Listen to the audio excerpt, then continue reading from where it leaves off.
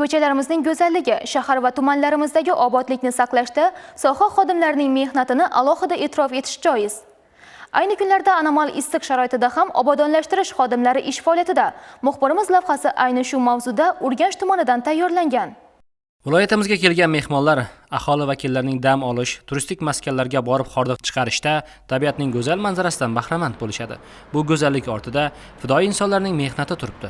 Ob-havoning injiqliklariga qaramasdan o'zi mehnat qilayotgan hudud obodligiga hissa qo'shishni kasbining burchi deb bilgan insonlarning qo'li dard ko'rmasin deymiz. Qarovsiz qolgan maydonlardagi begona o'tlarni tozalashdan tortib, xiyobonlar ko'rkiga ko'rk beruvchi daraxt va gul ko'chatlarini ekib, parvarishlash hayotining mazmuniga aylangan soha xodimlari ayni kunlarda yozning jaziramasida ochiq maydonlarda, shahar va ko'chalarda, tumanning dam olish maskanlarida faoliyat yuritmoqdalar. Ko'pincha bu soha xodimlarining mehnati ko'zga ko'rinmagandek tuyulsa-da, ularning faoliyati bir necha kunga to'xtasa, chinakam fojiaga aylanishini ko'rish mumkin.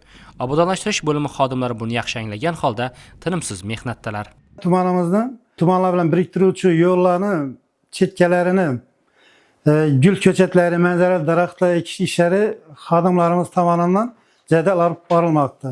Bugungi kunda tumanimiz hududida tashkillashtirilgan Kashaba uyushmalari bog'ini yaratishda, yangilatishda shu aholimiz bir hordiq chiqarib dam olish maqsadida hamkasblarimiz, xodimlarimiz tomonidan yangidan gul ko'chatlari ekib parvarish qilinib kelmoqda. Ushbu bog'imizdan bugungi kunda fuqarolarimiz foydalanib, sayr qilib kelishmoqda.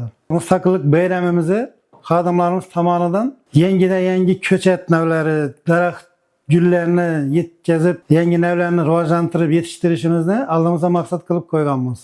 Ko'chalarda sayr qilganda vohamizning har bir mahallasi, ko'cha va guzarlardagi ko'zni quvontiradigan mana bunday manzaralar ortida mehnatkash insonlarning hissasi katta. Yurtdoshlarimizdan esa mana shu obodlikka hissa qo'shishda yordam sifatida chiqindilarni belgilangan joylarga tashlashlarini so'rab qolamiz. Zero vatan hammamizniki.